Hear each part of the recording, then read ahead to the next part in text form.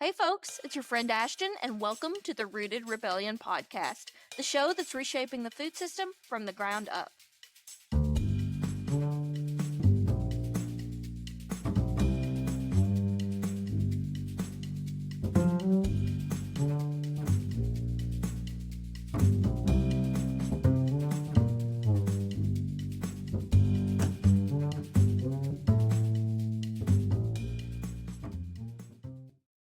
Hey friends, and welcome to the season 1 finale of the Rooted Rebellion podcast. I'm going to be honest, this episode is a little surreal for me, and I want to thank you for sharing this journey. These past 10 weeks, I feel like we have learned a lot together, from unpacking permaculture principles to deepening our understanding of what it means to support the local food system. And I want to thank you for being here for every step of the way. Whether you realize it or not, you have helped me to fulfill a lifelong dream. So thank you for that, and thank you for supporting the Rooted Rebellion podcast and the mission of Orion Farmstead. On the matter of Orion, this was not only the first season for the podcast, but the first official season for the farm. And let me tell you, we have got a lot to celebrate. So joining me on air today are Alexis Campestre and Beau Milton, my fellow founding team members. We're going to highlight some of the victories of this first season and share with you some of the lessons that we've learned, lessons that you've helped us learn. And before the boys come on air, let me tell you, we have got so much to look forward to. You all have showed up again and again, episode after episode, and we can't wait to have you back for season 2, launching on January 7th. Be sure to sign up for our email newsletter and don't miss out on any of the updates that are going to be coming your way. Now, it's time to kick back and reflect on the absolute joy that has been this first season for the podcast and for the farm. Here's Alexis Campestre and Beau Milton to help me celebrate.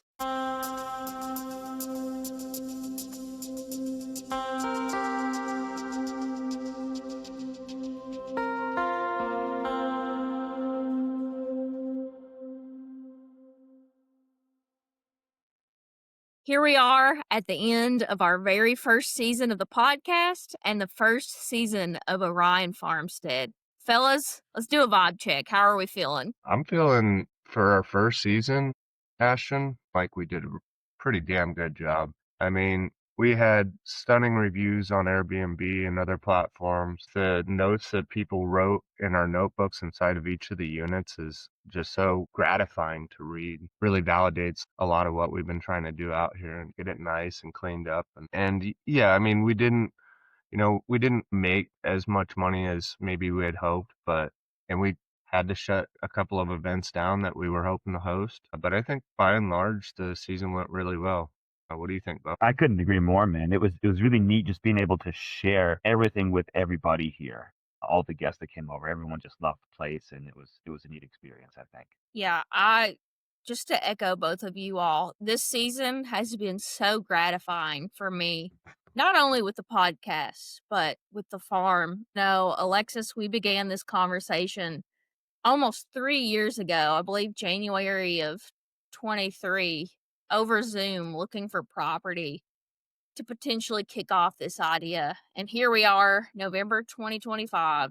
We have completed our first full season, and we are still infants in this business for sure. But it has just been so exciting for me to see the potential for growth and so many of these dreams actualized for all three of us. Yeah, Bo and I were talking just yesterday about, I'd mentioned kind of offhandedly, like if we had left all of our starting capital and in the stock market just invested in S&P 500, that we'd be up like at least 100K today instead of, down quite a bit from where we started with our initial capital. But we don't regret that because we know, like, had we not just gotten started, then we would still probably not be getting started. And there's something to be said about just kind of taking that first step and just going for it sometimes. And that's where we are now. So I think that's awesome. Well, let's dive into that a little bit. Alexis, do you want to share our starting point? Share the capital, share, the team, what that looked like we have been through a lot of iterations, and this is finally getting realized. So, kind of walk the listeners through the process of bringing Orion Farmstead to fruition. Okay. Well, I'll try not to get too much into the weeds on it. Just give you the highlights. But essentially, it was December, Montana, Christmas time. I'm spending it by myself, which is always awesome. It's dark and, you know, those things. And I was trying to figure out what in the hell I was going to do with my life. I had just finished grad school, didn't have a whole lot of interest in going into the corporate world or doing anything like that. And, well, I saw an ad on Instagram, I believe it was, by these guys out of Canada. They on this program called Live Off the Grid Dream. So I bought into their course, kind of went ham on it for a little while, reached out to Ashton, reached out to Beau, reached out to a couple other friends about the whole situation. People were kind of amped initially. Those other individuals, not Beau and Ashton, ended up kind of leaving the project, if you will, early on, just difference of opinions or different paths in life and so on and so forth. So, yeah, ended up finally wrangling a decent team here with Beau and Ashton. But anyway, along the way, I had a friend, a neighbor, retired anesthesiologist, and I invited him over, made him some salmon and drank some drinks, and shared with him my vision for Orion Farmstead. That wasn't the name at that point. We didn't have a name. And he was all about it. And he was like, look, I'll give you 320K, no strings attached. And uh, yeah, that was our starting capital. I'm not sure if I should mention his name, if that's even appropriate, so I'm not going to, but could not be more grateful towards that doctor. So he kind of kicked us off in a big way. We hung out looking for property for about a year and a half, and finally, Beau and I decided to lease a piece of property from somebody over in the Bitterroot Valley who's aligned in kind of our mission and vision. And we got started. We built that container, had some rough back and forth about where we were going with it, as far as like we didn't exactly know what we wanted to do with the container. We planned on doing a community kitchen kind of thing with this intent of having maybe some rentals surrounding it and then like one central hub. But throughout that summer, while we were building on the container, we couldn't find, again, we couldn't get the capital, the money to essentially buy the land that we wanted. We didn't want to compromise on the land that we purchased. It had to be like the right place. So we're on another lease, and this is a longer term lease, and we've been out here for 1 year, near Ovando, 5 minutes out. And it's been a project, but I was walking around yesterday and looking at the grounds, if you will, and also looking back at from pictures from the year before when we were putting in water lines and putting in the well and all this other stuff. And I mean, it looked like a warscape out here last year. And this year, like, we've got grass and it's actually quite pretty. So yeah, just working in that direction, but no regrets. Alexis, what do these developments on the farm mean to you on a personal level? What How rewarding is it to see this land that was, as you called it, a warscape, finally yielding new life? I mean, it's proof to me that, life has a way of making it through the cracks of, all the shittiness that we throw at it and thriving. And if it's just got a little bit of encouragement, it can really go. So I think it's awesome to watch and to be a part of. There's not really, again, I keep reflecting back here, but I was talking to Beau again just the other day. I was like, I don't think I could ever go back into any sort of like corporate environment or traditional 9 to 5 job. Like, this is what I'm doing is what I'm going to do. Well, what has this first season been like for you? I know that you have put in a ton of time on the farm. What developments are you particularly proud of?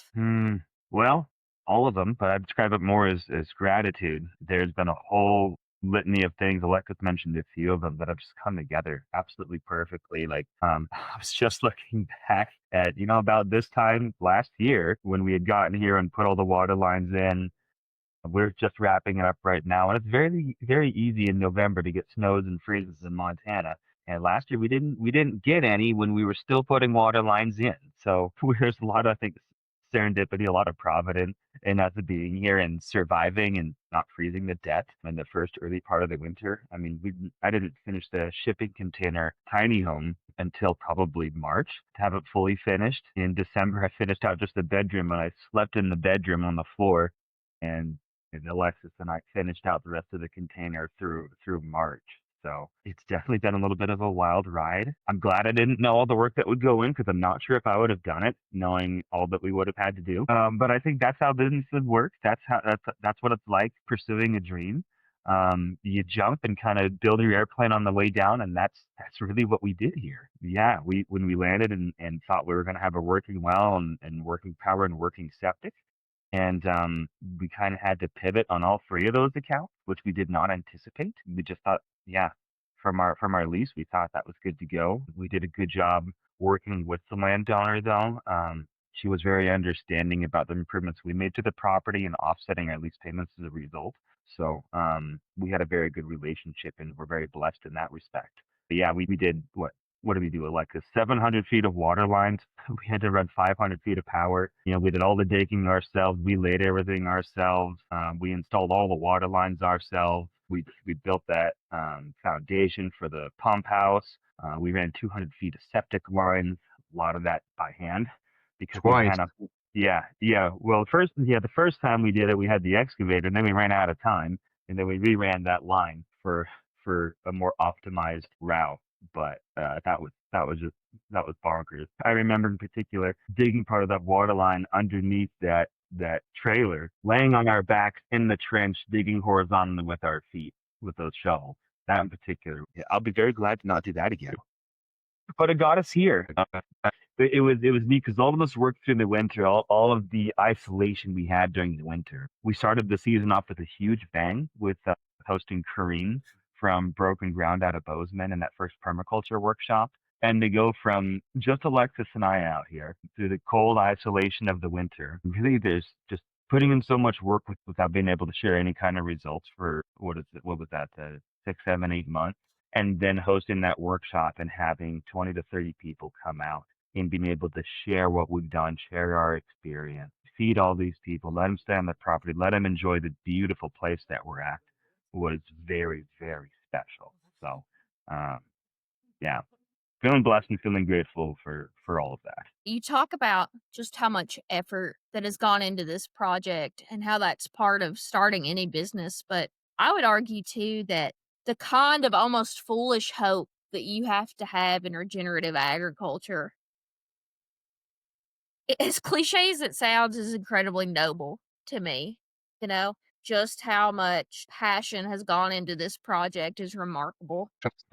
I would say like foolish hope maybe, but for me, regenerative ag and this sort of lifestyle, it's the only thing that really makes sense in such a broken world and a broken system. Like I said, I don't think that there's any other path that makes sense, at least for me. I totally agree. And maybe I should clarify foolish in the sense that, anytime you're opposing an overculture in the way that we are, or at least moving against the grain of what is common, there is this sort of notion that it's done almost with a certain naivety or a lack of intelligence. And that is just so far from the case. And I think what's being done on this property is the kind of work that our culture could benefit from all corners of the nation. We've also had some hard lessons to learn this year, though. I can think of a few for myself, but have there been any moments that have been particularly jarring for you all, or maybe have made you feel a little downtrodden? Because I think that's a reality of this sort of project that we really need to acknowledge. Absolutely. There's at least a few times. First one that came to mind was the cease and desist order we received in July from Powell County, and I mean, my heart definitely skipped a few beats whenever I first opened that and read it, and I was like, "What in the hell is going on here?" That was pretty scary. It made me think, like, if we had to shut down our rental units, it would have destroyed us as far as like our reputation on these rental platforms and the income that we're counting on for it, and so on and so forth. Would you care to share more about that cease and desist letter and the nature of it and why we were issued it?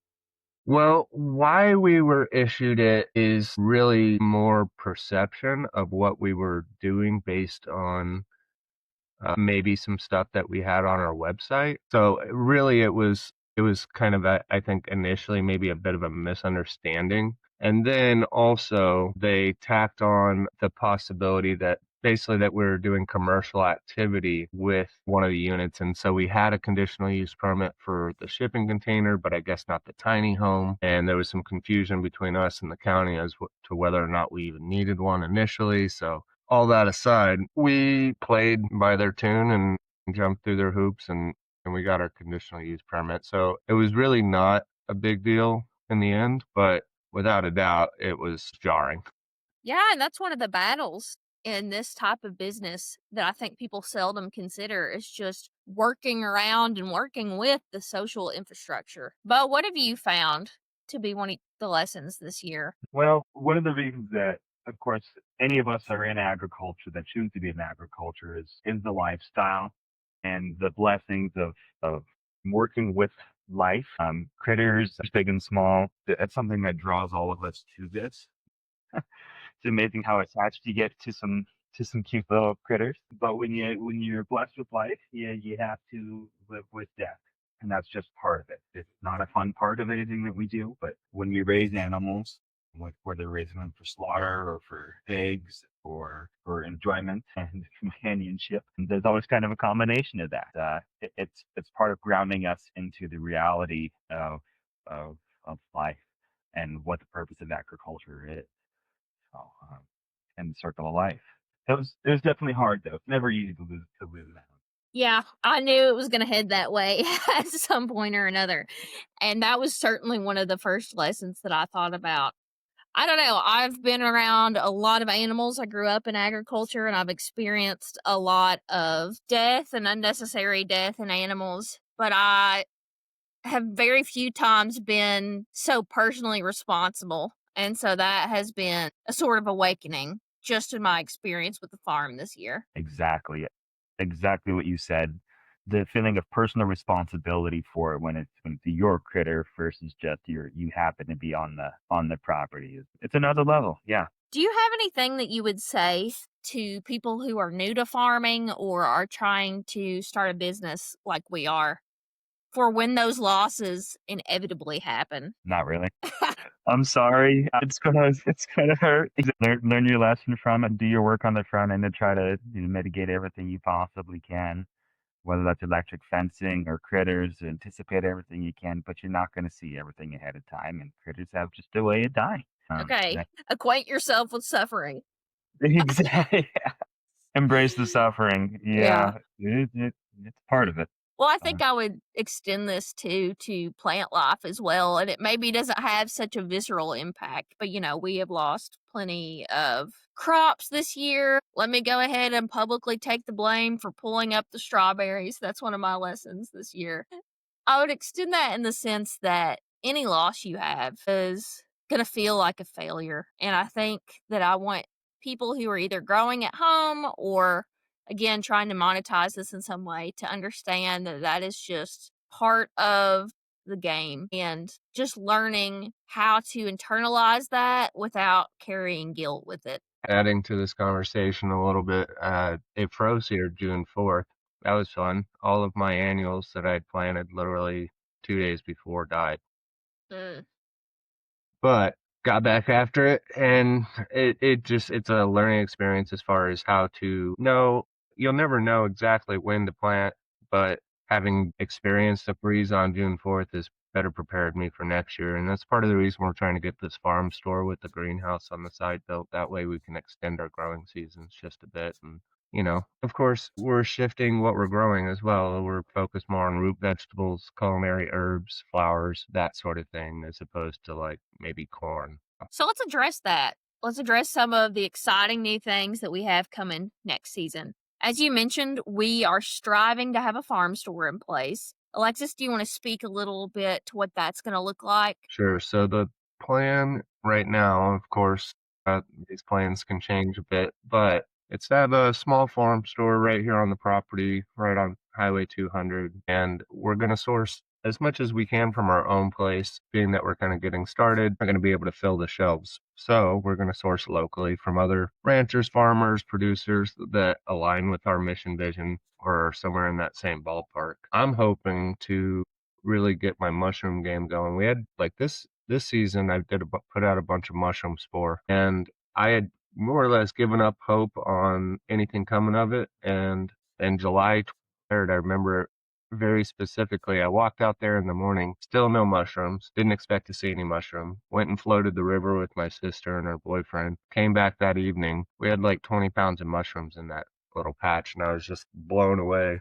I was like, okay, maybe there's something to this. And then over the course of the next like 6 weeks, I don't know, I probably harvested around 120 pounds or so and dried most of it or dehydrated it. And then I probably tossed another like 100 pounds at least just because I didn't get to it in time and stuff like that.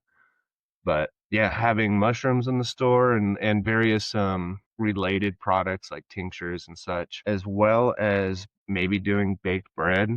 We built an earth oven this last summer that turned out really awesome, but I've actually deconstructed it since then. Sorry, Ash, I'm not even sure I told you that, but No, you didn't, but I'll learn to live with it. Like I said, acquaint yourself with suffering. I did deconstruct it, and Bo and I are going to do a reconstruction, so it's going to be bigger and better. And I'd love to just start being able to sell like fresh baked bread out of there. That could be a way to like kind of define our market space a little bit here in Ovando. I think bread would be an awesome idea. And let's not forget the 1,100 apple trees that we have going on this property. Yeah, we're really excited about these. It kind of it was one of these like serendipitous ideas. We weren't really planning it. But Kareen had introduced us to Luke at the Montana Fruit Tree Company, who has just been a very valuable resource in guiding us or pushing us and kicking us down this trajectory. But yeah, we did 1,100 grafts from my family's heritage orchard, and that orchard has been around. We had a geneticist come out from MSU, Montana State University, and they dated the trees to. They estimate they were planted somewhere right around 1900. We've got a handful of different heritage apple varieties, and they had been abandoned there for decades before my family had purchased the farm. So they're very resistant to adversity, whether that's neglect and drought and cold hardiness. In those hundreds of trees, there have been a significant number that had been lost, but the ones that have survived have definitely proven their resilience. So we're taking grafts, we did bud grafts on those, and we're going on to these Russian rootstock varieties. They're, in technical terms, referred to as Bud 118, which should be a vigorously growing tree, not a dwarf tree, so they will need to be kept up with pruning, but they should take off awfully well.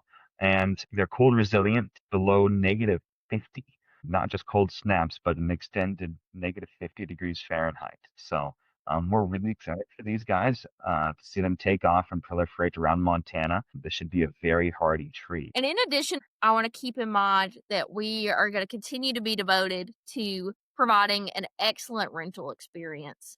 And I don't know about you all, but this year, just how well our rentals have gone absolutely blew my mind. Yeah, I would totally agree with that, Ashton. I just want to quickly read inside of each of the rentals. We have, a notebook with like all the things in the area that people can do and rules about the property, house rules, that kind of stuff.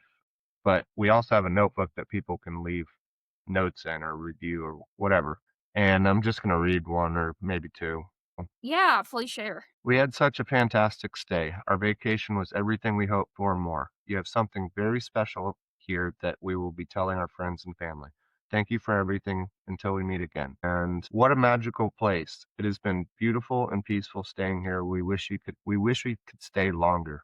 Thank you for creating this oasis. And these are people from all over the world that are passing through. And I mean, I remember reading one that they mentioned that they had stayed in like really nice hotels in Banff and all kinds of Airbnbs at Yellowstone. And Glacier National Park. They were doing like a national park tour, and they said that this was their favorite place to stay by far and away, and also the best value, like overall value. So it's those kinds of things that inspire me to keep pushing forward, basically. Absolutely. Interacting with these guests was truly a highlight of my summer. And I want to keep in mind that this is what it's all about. I think we are all such lovers of the natural world and spending time in nature. We have to remember that that is meant to be shared and enjoyed in community. And so when we get guests out on the farm who maybe don't have the same kind of exposure that we all are so lucky to have, it is just incredibly humbling and gratifying. And I hope that we can continue to share that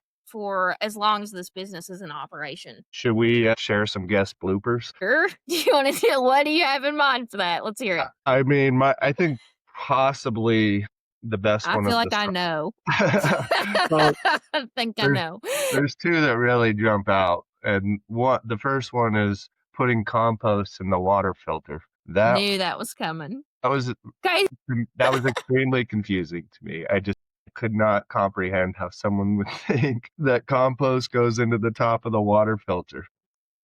So we want to be gracious, but I think we can enjoy a little bit of humor in that situation. And that is one of the challenges that come with working with the public is that sometimes there are going to be some mishaps. So definitely putting compost in what is clearly marked a water filter stationed beside a sink and glasses was a little bit shocking to us all. Yeah, that was definitely one. Oh, another one. I guess they technically weren't a guest. They were supposed to be a guest, but they ended up not being a guest, and that's because they showed up at I don't know 11:30 at night, and it was a full moon that night.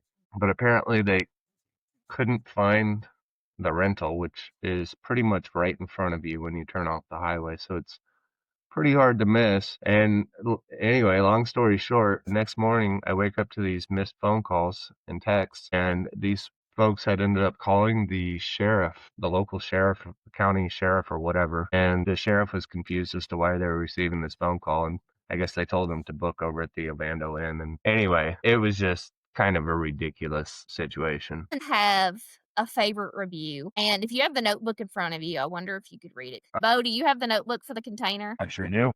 Okay, can you look? Oscar's review was my all-time favorite for this summer. It's a little bit hard to read. You can All read right. it. Give me a second. I'm trying Beau's to an find it here. intelligent lad. It's clearly a child's handwriting, which means I could have written it. So if you've seen my handwriting, look for that. Oh, that is very child handwriting. Will you please read Oscar's review for all of us? I will attempt to. Okay. While I only stayed here 3 nights, it felt like forever, parentheses, in a good way. Leaving here is bittersweet, and I hope that the next people that stay here have an even better experience than me and my family did. Sincerely, Oscar. To me, that sums up everything I want a guest to feel. Truly. I think that's so simply and beautifully said. And remind us, what is Oscar's age? He's like 10. Oh my. Yeah. Oh, That really warms my heart. I should have read it in the kid voice then. No, you're just fine. Well, I'll tell you what. I think this season, really, when we look at how far we have come, it has been one of the most rewarding experiences of my life. And granted, I haven't even put in the sweat labor that you all have. So I can only imagine how it must feel for you. But I would like to end this episode in the way that we end several of our meetings, and that is with my favorite 2 stars and a wish. Some of you may know this as Rosebud and a Thorn, but I'm going to credit my high school choir teacher for this method, which is also known as a compliment sandwich. So I'm going to ask that each of us give one thing that we're proud of or that went well, followed by a wish for next season, and then finally conclude it with one more thing that we're proud of for the season. Alexis, would you like to start us off? Sure, why not? So I think this last season, really the team and everyone kind of working together and getting us through. And, I felt like I could rely on people to do what needed to get done and do it right. And that was a really good feeling. And then a wish, right? Yep, you got it. Okay, so My wish would be we have almost 1,100 apple trees out here. They're in pots. This is another one of those stabs in the dark, if you will, at trying to generate additional revenue for the farm. I'm wishing that this venture goes well and that we can generate quite a bit more revenue next year and into the future years as a result of it. That's a big thing for me. And then finally, my second star for the season is reflecting on where we were last year and looking, like literally looking at the ground this year versus last year. That's like hugely gratifying to me. Yeah, it makes me feel so good to know like the ground is healing. Yeah, there's no comparison. It's incredible. I'll never forget rolling up onto the property in August of last year and just thinking like, how are we going to make this work? And it was exciting. There was so much potential, but it was just so overwhelming. And again, I'm not even the one that put in that physical labor. So kudos to you all for pushing through that and making this happen. Yeah, buddy. Beau, what are your 2 stars and a wish? Well, the first star has got to be that permaculture workshop. Being able to share that with everybody, just feel the part of the soul, having a community out here. That's definitely got to be the first star. That was a huge event, a whole lot of work, so much went into it, and I just think it came off so beautifully and impacted so many people's lives. Yeah, a wish next. For this upcoming year, I'm really excited. I wish we get some cows, some grazing critters, and implement our rotational grazing plan. As Alexis knows, actually, I'm not sure if you do. I'm going to the Montana's first ever Island Savory Hub to take a holistic management course. It's like a 50 or more hour course overall, and to develop a rotational grazing plan as a part of that for our place here. So I'm excited to do that and get that implemented, incorporate probably some rotational chicken and insects or insect eaters running around out there, spreading nitrogen as well as part of the plan. So yeah, that's something to look forward to for next year. And then my second star, or second rose, as you said, Ashton, is getting to share the property with everybody. And I maybe a little cheesy, but for reflecting on this last year, success is the progressive realization of a worthwhile goal. And while we've got a lot more work to do, and it will be extensive here, it's very neat to see so many things come together, Ashton, like you talked about, from being here at ground zero before we had 20 tons of steel and multiple tons of trash, literally, that we took off the property, and just the small 5 acres or so where the homestead is alone. It's just so humbling to see where this property was and where it is now, and I can't wait to see where it's going to be. I don't think that's cheesy at all. And, it leads into my first star, which is we have shared and built such amazing community this season. I mean, just starting with the permaculture workshop and all the folks that, showed up for that and created people that I know that we can lean on and share successes with for the duration of this operation. It was just so rewarding, and community truly does create this growth cycle. So, not only were we sharing our success with them, they were generating new ideas and new pathways for us. And so that was just so rewarding. My wish is that we get this farm store up and running, because I know that we have so much to offer the community here in Powell County. And I just can't wait to see what that looks like. I know it's going to create even more new faces out here on the farm, and just the chance to nourish those around us, which is one of our primary missions. My second star, let's see. I think it is just all the people who have showed up continuously. We have had a lot of help in making this first season possible, both for the farm and the podcast. So yeah, I think this podcast is a star too. That's like technically 3 stars, but I have a lot of them. I mean, I was going to say I've got another star, and it was going to be the podcast and how awesome it is that you've like taken this and run with it. I think this first season is awesome. Well, I so appreciate it. It has just been a dream come true for me, and the fact that I can tie it into Orion Farmstead and help support our mission, that's the biggest star of this episode. So I have a few people I'd like to thank for that.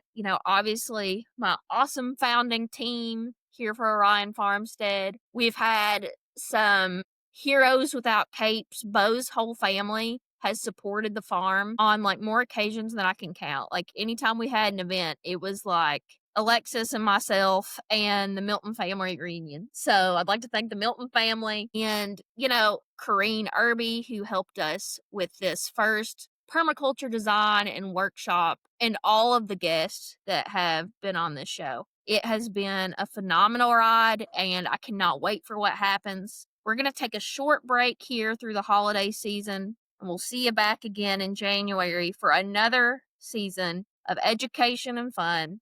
And in the meantime, stay rooted.